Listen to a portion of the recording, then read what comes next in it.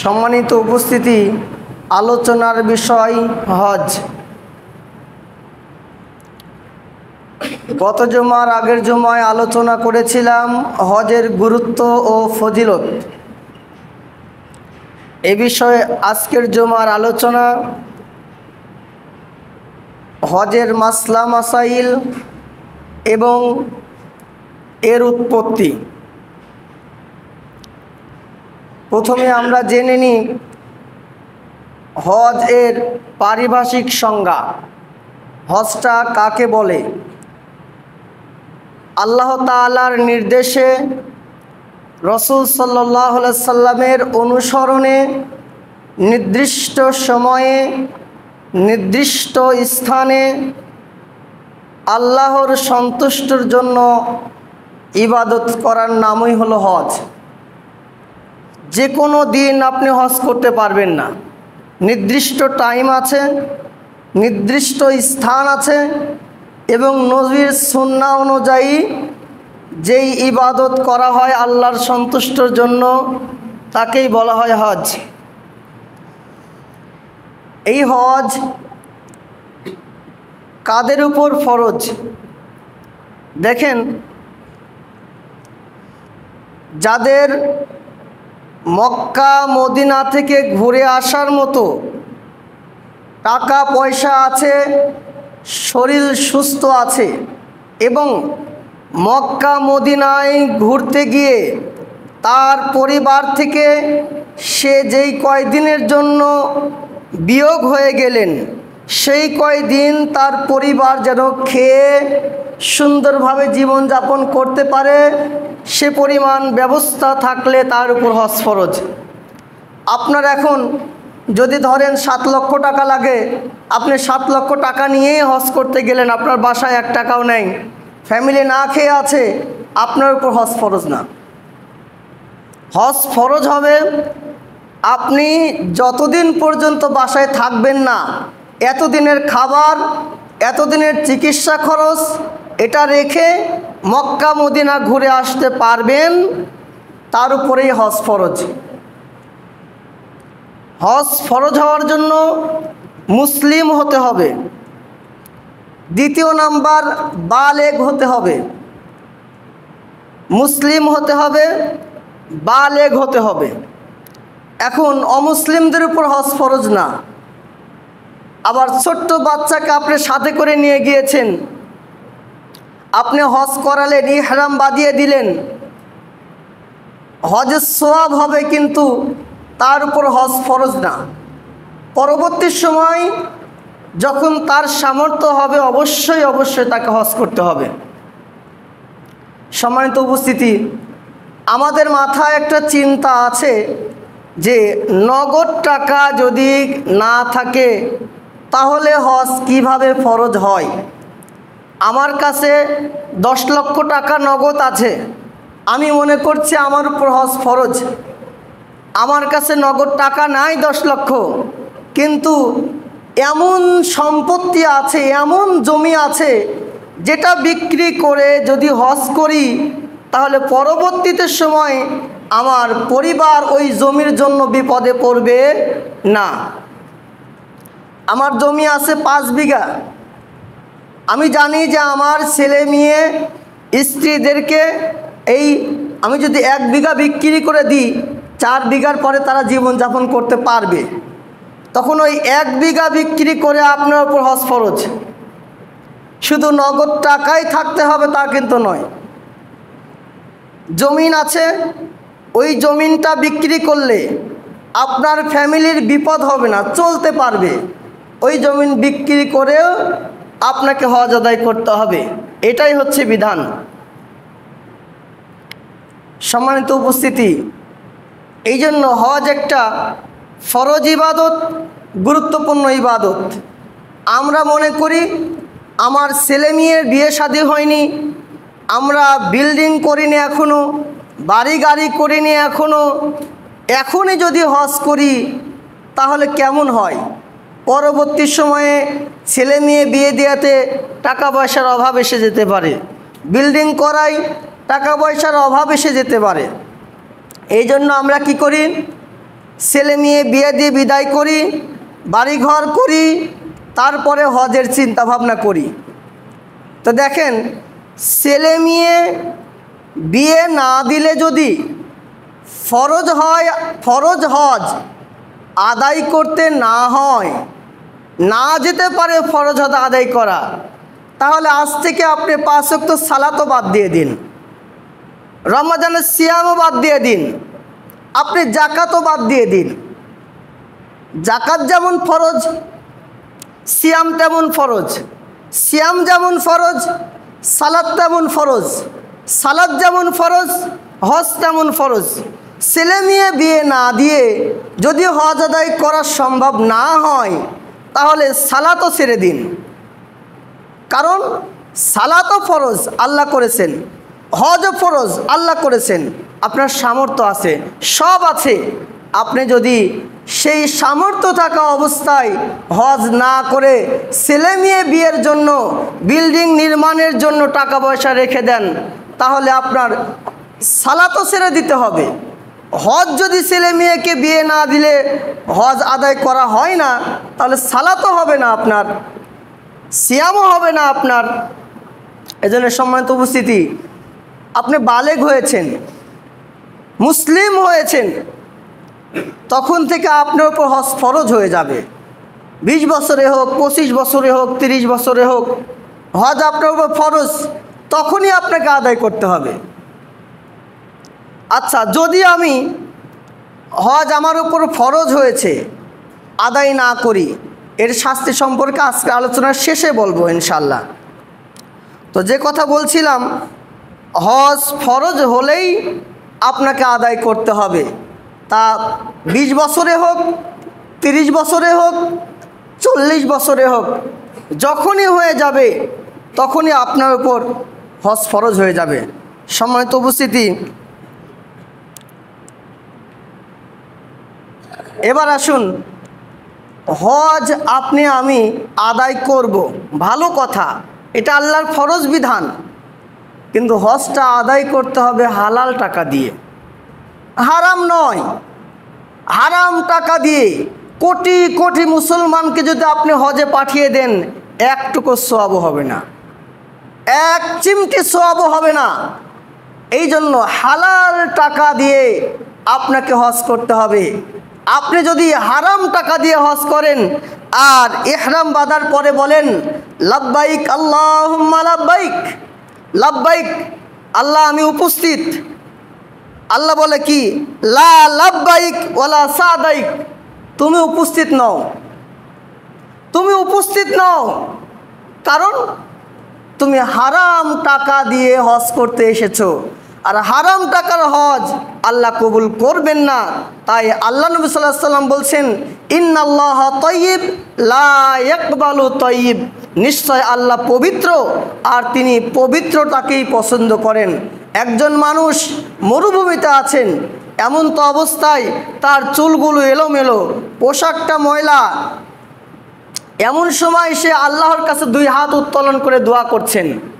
আল্লাহ নবী বলছেন, ওই ব্যক্তি যে সময় দোয়া করছে, এমন তো অবস্থায় তার শরীরে যে পোশাক ছিল হারাম টাকার, খাবার খাচ্ছিল হারাম টাকার, তার রক্ত মাংস গঠিত হচ্ছে হারাম টাকার, এমন তো অবস্থায় তার দোয়া কিভাবে কবুল হতে পারে?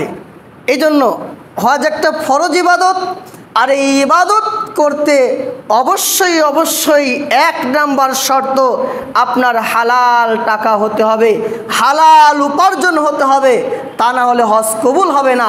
আপনি যতই বলেন লাব্বাইক আল্লাহ আমি উপস্থিত, আল্লাহ বলবেন লা লাব্বাইক ওয়ালা সাদাইক, তুমি উপস্থিত নও, তুমি হজের মাঠে উপস্থিত নও।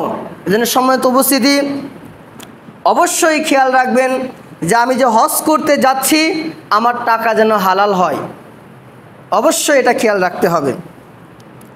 এবার আসুন, নবী মুহাম্মদ সাল্লাল্লাহু আলাইহি সাল্লাম তিনি তার জীবনে কতবার হজ করেছেন? আল্লাহ নবী সাল্লাল্লাহু আলাইহি সাল্লাম 8ম হিজরিতে হজ ফরজ হয়েছে, 9ম হিজরিতে আল্লাহ নবী হজে যাননি, তিনি হজরত আবু বকর সিদ্দিক রাদিয়াল্লাহু তাআলা আনহুকে হজে পাঠিয়ে দিয়েছিলেন আমির হিসাবে। আর 10ম হিজরিতে আল্লাহ নবী সাল্লাল্লাহু আলাইহি সাল্লাম হজ আদায় করেছেন, হজ পালন করেছেন। আর সেই 10ম হিজরিতেই বিদায় হজ বলে আমরা জানি। তো নবী সাল্লাল্লাহু আলাইহি সাল্লাম জীবনে একবার হজ পালন করেছেন, এটাই তার শুরু, এটাই তার শেষ। 10ম হিজরিতে তিনি একবারই হজ পালন করেছেন, তার পূর্বে হজ পালন করেননি। আর তিনি উমরা করেছেন কয়বার? তার জীবনে সহিহ হাদিস দ্বারা প্রমাণিত, তার জীবনে তিনি 4 বার উমরা করেছেন। 4 বার উমরা করেছেন, একবার হজ করেছেন। কিন্তু আমরা যখন হজে যাই, গিয়ে মনে হচ্ছে একেবারে 30টা উমরা করে আসি, 40টা উমরা করে আসি, আর আশা হবে না, একবারে শুরু করি না। ভালোবাসা থাকতে হবে, আবেগ থাকতে হবে, আল্লাহর সন্তুষ্ট থাকতে হবে। অল্প করেন, ভালোবাসার সাথে করেন, বেশি করার প্রয়োজন নেই। একবার করলেও আল্লাহ যত কবুল করে সেই নিয়েতে উমরা পালনের চেষ্টা করবেন। সম্মানিত উপস্থিতি, এই জন্য মুহাম্মদ সাল্লাল্লাহু আলাইহি সাল্লাম মদিনাতেই, মক্কাতে জন্মগ্রহণ করেছেন, তবুও তিনি জীবনে একবার হজ আদায় করেছেন। এবার দেখুন, হজ আদায় করতে গিয়েছেন নারী এবং পুরুষ, হজ আদায় করতে গিয়েছেন নারী এবং পুরুষ। পুরুষের তো কোনো সমস্যা নেই। যে কথা বলছিলাম নারীদের ব্যাপারে, যে আয়েশা রাদিয়াল্লাহু তাআলা আনহা তিনি হজের উদ্দেশ্যে গেলেন, ইহরাম বাঁধলেন। আয়েশা রাদিয়াল্লাহু তাআলা আনহা অসুস্থ হয়ে গেলেন। তো আল্লাহর নবী সাল্লাল্লাহু আলাইহি সাল্লাম বললেন, ইফআলি মা ইয়াফআলুল হাজ্জু গায়রা, যে হে আয়েশা, তুমি অন্য অন্য হাজিদের মতোই হজের কাজ করো, অন্য অন্য হাজিদের মতোই হজের কাজ করো।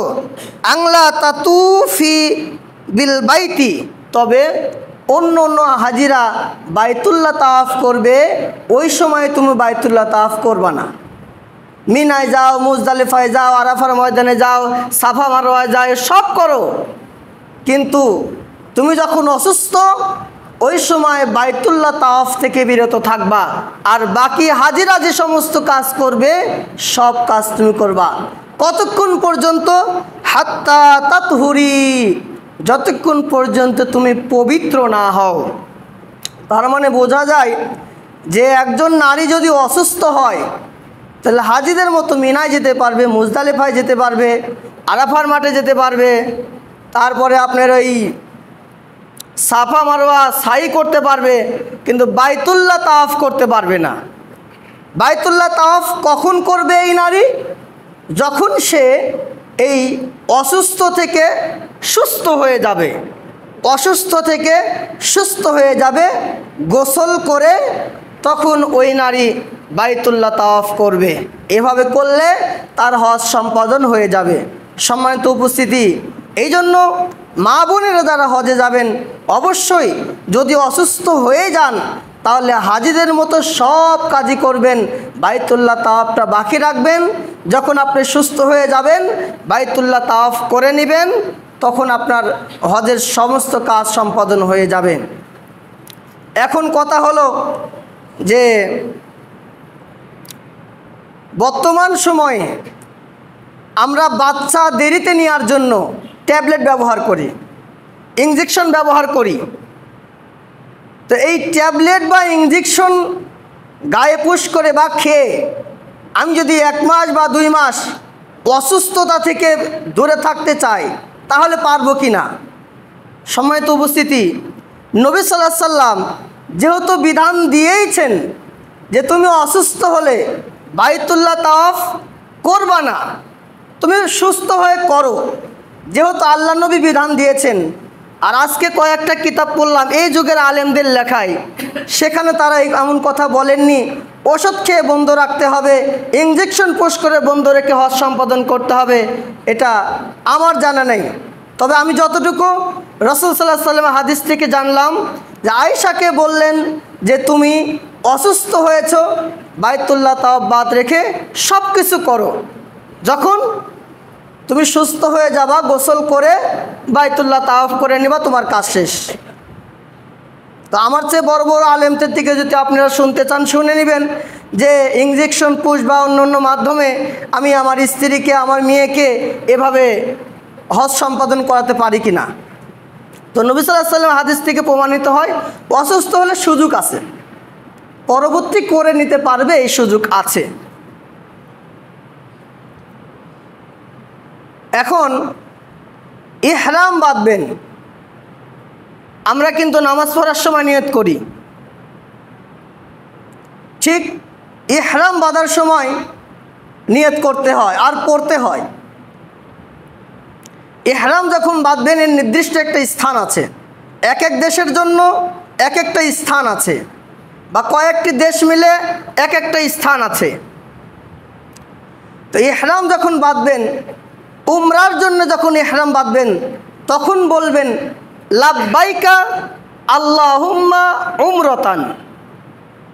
আবার এরকমও বলতে পারেন লাব্বাইকা উমরাতান, আল্লাহুম্মা বাদ দিয়েও বলতে পারেন, আল্লাহুম্মা ধরেও বলতে পারেন। লাব্বাইকা আল্লাহুম্মা উমরাতান অথবা লাব্বাইকা উমরাতান, যদি উমরা আলাদা করেন। এবার হজের জন্য যদি আলাদা করেন তখন বলবেন লাব্বাইকা আল্লাহুম্মা হাজ্জান, লাব্বাইকা হাজ্জান, দুই রকমে বলতে পারেন। এখন হজ এবং উমরা একসঙ্গে করবেন, যেটাকে বলা হয় তামাত্তু হজ। হজ এবং উমরা একসঙ্গে যখন করবেন, এর ইহরাম একসঙ্গে যখন বাঁধবেন তখন বলবেন লাব্বাইকা আল্লাহুম্মা উমরাতান ওয়া হাজ্জান, লাব্বাইকা আল্লাহুম্মা উমরাতান ওয়া হাজ্জান। যারা হজে যাচ্ছেন অবশ্যই তাদেরকে প্রশিক্ষণ দেওয়া হচ্ছে, তাদেরকে জানানো হচ্ছে, তবে এই শব্দগুলো মুখস্থ রাখার চেষ্টা করবেন, লাব্বাইকা আল্লাহুম্মা উমরাতান ওয়া হাজ্জান।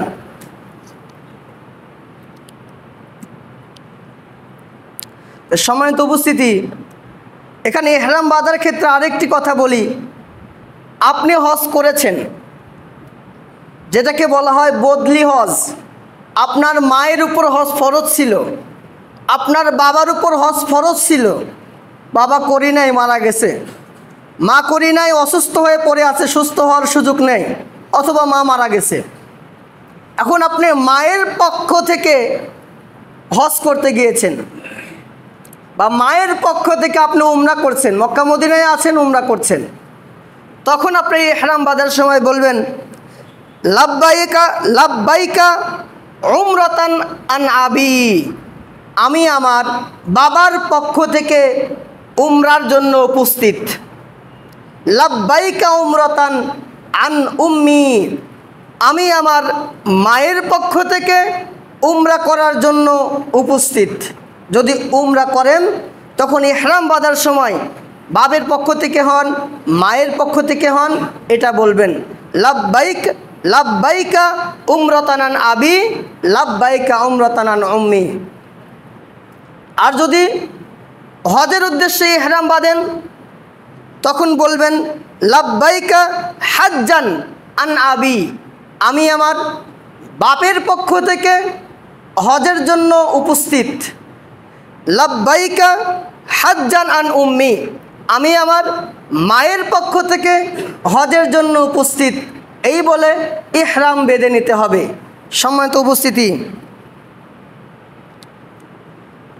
এই যে বদলি হজ আপনি করবেন, এই বদলি হজের জন্য একটা শর্ত আছে, সেটা হলো আপনি যাকে দিয়ে হজ করাবেন অবশ্যই তার হজ আদায় করা থাকতে হবে। তার উপর হজ ফরজ হয়েছিল, সে তার ফরজ হজ আদায় করেছে, ওই মানুষকে দিয়ে আপনি হজ আদায় করাবেন, বদলি হজ। আল্লাহর নবী সাল্লাল্লাহু আলাইহি সাল্লাম বলছেন যে একজন মহিলা তিনি হজের সময় লাব্বাইক, এই যে ইহরাম বাঁধার সময় বলছেন লাব্বাইক লাব্বাইকা হাজ্জান আন শুরবাতা শুভ্রা, তো আল্লাহ নবী সাল্লাল্লাহু আলাইহি সাল্লাম ওই মহিলাকে বললেন, তুমি তোমার নাম বা তোমার পক্ষ থেকে না বলে শুভ্রার পক্ষ থেকে বলছো কেন? ও তোমার কে হয়? বললেন, ও আমার নিকট আত্মীয়, ও অসুস্থ, ওর উপর হজ ফরজ, তাই আমি ওর জন্য বদলি হজ করছি। তো আল্লাহ নবী বললেন, তুমি কি তোমার উপর যে হজ ফরজ ছিল সেটা কি পালন করেছো? বলছেন না। আল্লাহ নবী বললেন, আগে তোমার জন্য তোমার ফরজ হজ আদায় করো, তারপরে তুমি কারোর জন্য বদলি হজ পালন করতে পারবা। সম্মানিত উপস্থিতি, এই জন্য আপনার বাবা, আপনার মা, আপনি দেখতে পেলেন আমার মায়ের সম্পদ ছিল, আমার বাবার সম্পদ ছিল, হজ ফরজ ছিল, তারা করি নাই, মৃত্যুবরণ করেছে। আপনি ছেলে, আপনার মায়ের পক্ষ থেকে হজ করে দিবেন, বাবার পক্ষ থেকে হজ আদায় করে দিবেন।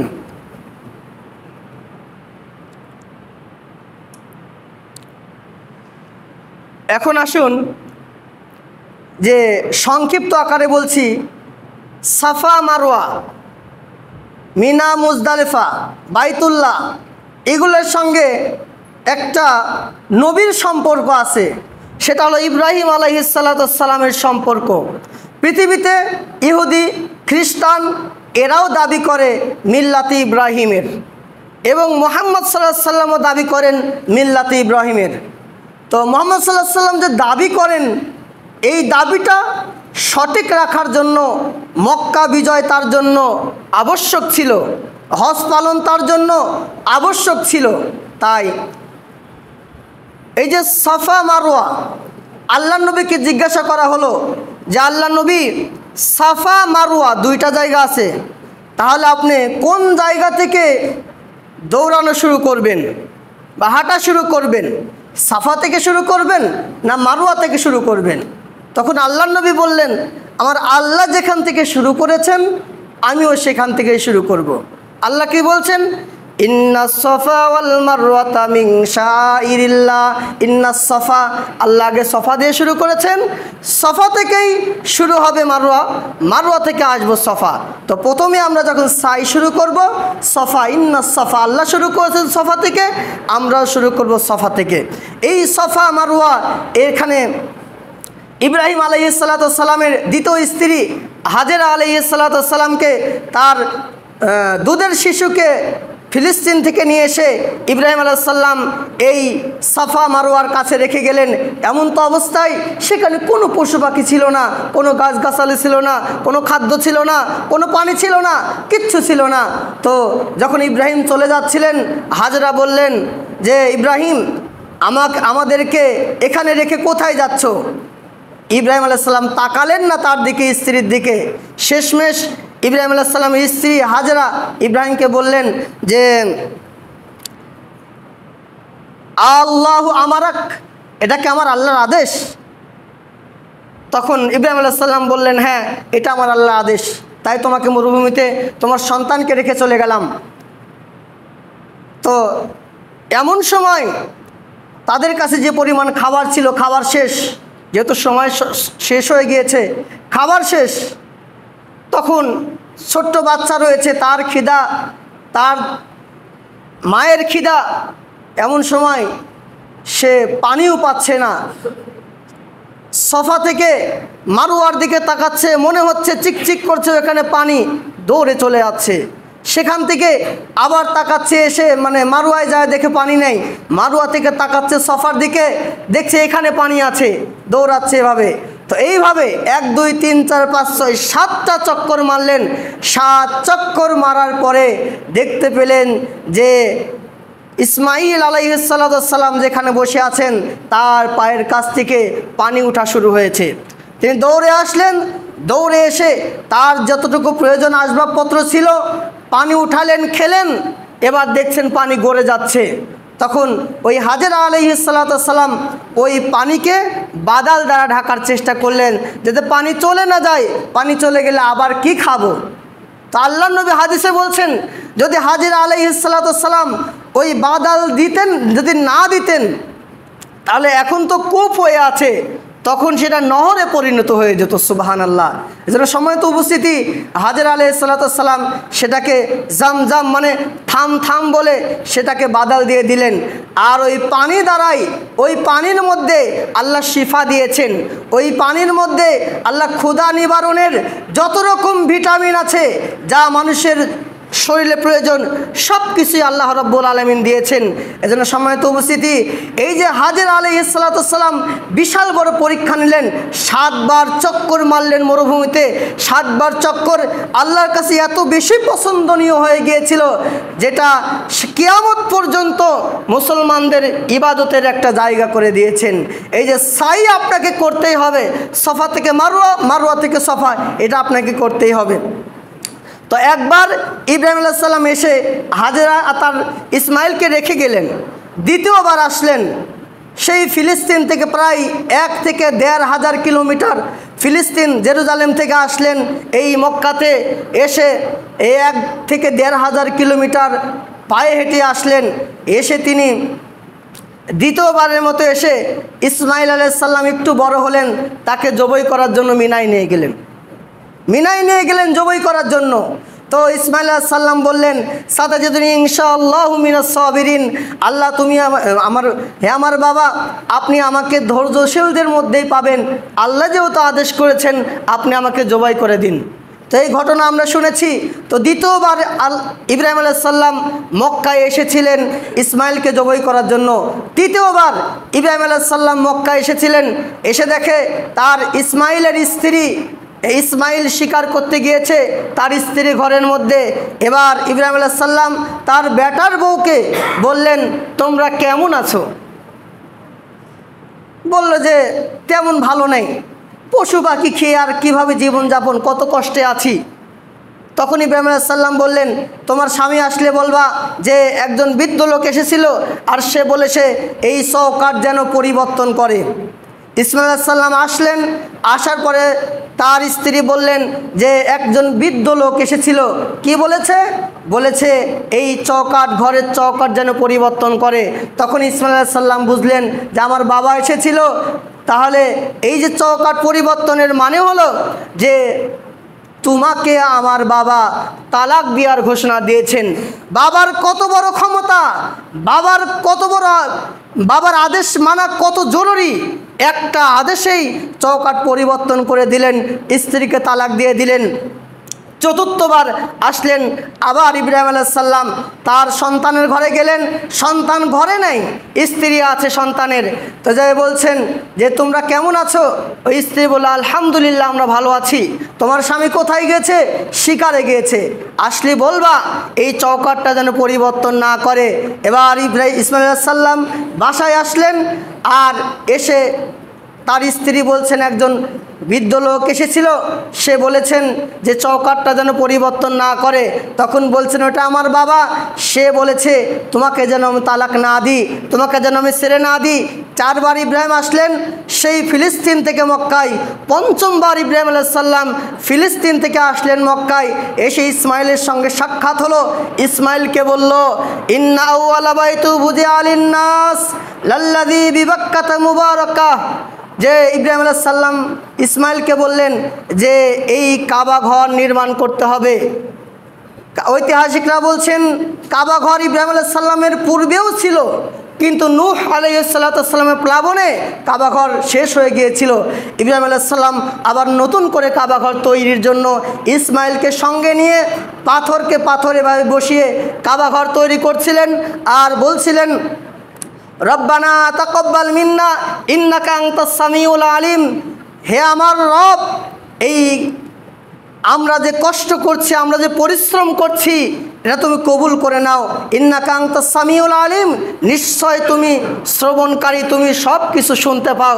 সময়ত উপস্থিতি, বাইতুল্লাহ তাওয়াফ করার সময় অনুভূতি জাগতে হবে। এটা ইব্রাহিম আলাইহিস সালাম বানিয়েছেন, তার ছেলে ইসমাইল আলাইহিস সালাম বানিয়েছেন। সাফা মারওয়া যখন সাই করবেন তখন অনুভূতি জাগতে হবে যে এই সাফা মারওয়ার কি করুণ দৃশ্য ছিল। কেউ ছিল না মরুভূমিতে, শুধু হাজেরা তার কোলের শিশু ছিল, তারা কি কষ্ট করে এখানে জীবন অতিবাহিত করেছে। এটা আপনার অনুভূতি হতে হবে, এটা আপনার মনে রাখতে হবে। এজন্য সম্মানিত উপস্থিতি, বাইতুল্লাহ তাওয়াফ করার সময় ইব্রাহিম আলাইহিস সালামের কথা স্মরণ করবেন, তারা কিভাবে কত কষ্ট করে এই বাইতুল্লাহ তৈরি করেছে, সাফা মারোয়া সাই করেছে, তারা এই সাফা মারোয়ায় যে কাজ করেছে এই কথা স্মরণ করবেন। পরিশেষে যে কথাটা বলছি, যেহেতু সময় অতিবাহিত হয়ে গিয়েছে, আপনার উপর হজ ফরজ, সেই হজ যদি আপনি আদায় না করেন তাহলে আপনার পরিণাম আমিরুল মুমিনিন ওমর ইবনে খাত্তাব রাদিয়াল্লাহু তাআলা আনহু বলছেন যে যাদের উপর হজ ফরজ এরা যদি হজ আদায় না করে, আমার ইচ্ছে হয় কিছু সংখ্যক লোককে রাজ্যের শহরগুলোতে অলিতে গলিতে আমি নিযুক্ত করে দিই, আর নিযুক্ত করার পরে আমি তাদের মাধ্যমে খুঁজে খুঁজে বের করি কাদের উপর হজ ফরজ ছিল কিন্তু হজ আদায় করতে যায়নি, যাদের উপর হজ ফরজ হজ আদায় করতে যায়নি তাদেরকে আমি কর বা জিজিয়া প্রদান করতে বাধ্য করব, কর বা জিজিয়া প্রদান করতে বাধ্য করব। সম্মানিত উপস্থিতি, আমিরুল মুমিনিনের এই কথা অনুযায়ী বোঝা যায় যে একজন মুসলিম আর একজন মুসলিমের থেকে কর নিতে পারে না, একজন মুসলিম আর একজন মুসলিম থেকে জিজিয়া নিতে পারে না। জিজিয়া হচ্ছে অমুসলিমদের কাছ থেকে নেওয়া হয়, কর হচ্ছে অমুসলিমদের কাছ থেকে নেওয়া হয়। উক্ত কথা দ্বারা প্রমাণিত হয় যাদের উপর হজ ফরজ কিন্তু ইচ্ছাকৃতভাবে হজ আদায় করছে না, অবহেলা করতে করতে অনেক বছর অতিবাহিত করছেন, তাহলে এই হাদিস দ্বারা বোঝা যায় যে ওমর যেহেতু করের কথা বললেন, জিজিয়ার কথা বললেন, এটা তো অমুসলিমদের থেকে নিতে হয়, তাহলে কি তারা অমুসলিম হয়ে গিয়েছে? আমিরুল মুমিনিনের কথা অনুযায়ী বোঝা যায় তারা অমুসলিম হয়ে গিয়েছে। হজ ফরজ কিন্তু সেই হজ ইচ্ছা করে আদায় না করতে করতে অনেক বছর অতিবাহিত করে দিচ্ছেন।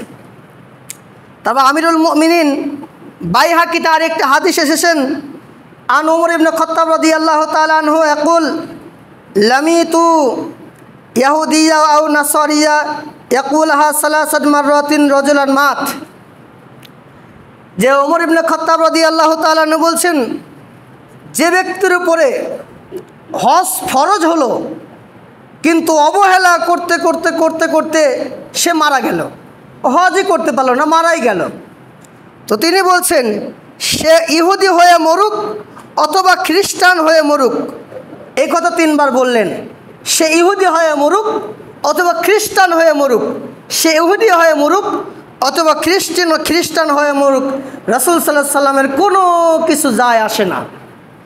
কারণ হজ ফরজ বিধান, এটাকে অবহেলা করে আপনি সময় অতিবাহিত করে যাচ্ছেন, মৃত্যুবরণ করছেন। তাই ওমর ইবনে খাত্তাব রাদিয়াল্লাহু তাআলা বলছেন সে ইহুদি হয়ে মরুক অথবা খ্রিস্টান হয়ে মরুক, কোনো কিছু যায় আসে না।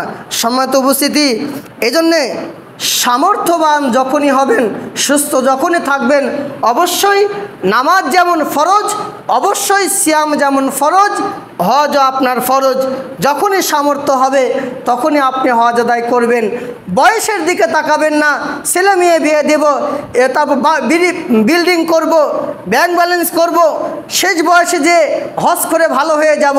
অনেকেই বলে, এক আলেম বলছে আমি যুবক অবস্থায় হজ করতে যাচ্ছি, আমাকে বলছে তুমি এত ছোটো মানুষ হজ করতে যাচ্ছ কেন, তুমি কি হজ টিকিয়ে রাখতে পারবা, হজ ধরে রাখতে পারবা? তখন ওই আলেম বলছেন ঠাট্টা করে যে আমি হজ ধরার জন্য অনেক ব্যাগ নিয়েছি, ব্যাগের মধ্যে করে হজ ধরে নিয়ে আসব। মানে ওনার কথা যে তুমি এত অল্প বয়সে হজ করতে যাচ্ছ, হজ করে এসে কি ভালো থাকতে পারবা, অন্যায় কাজ ছাড়তে পারবা, মন্দ কাজ কি বিরত থেকে মন্দ কাজ থেকে কি দূরে থাকতে পারবা? যদি না পারো তো এত আগেই হজ করতেছো কেন? বয়স হোক, হজ করে সাধু হয়ে ভালো হয়ে তারপর মরবা, এটা ভুল চিন্তা ভাবনা। এজন্য সম্মানিত উপস্থিতি, আলোচনা আর দীর্ঘ করব না, এখানে আজকের জমার সংক্ষিপ্ত আলোচনা শেষ করছি। ওয়া আখিরু দাওয়ানা আনিল হামদুলিল্লাহি রাব্বিল আলামিন।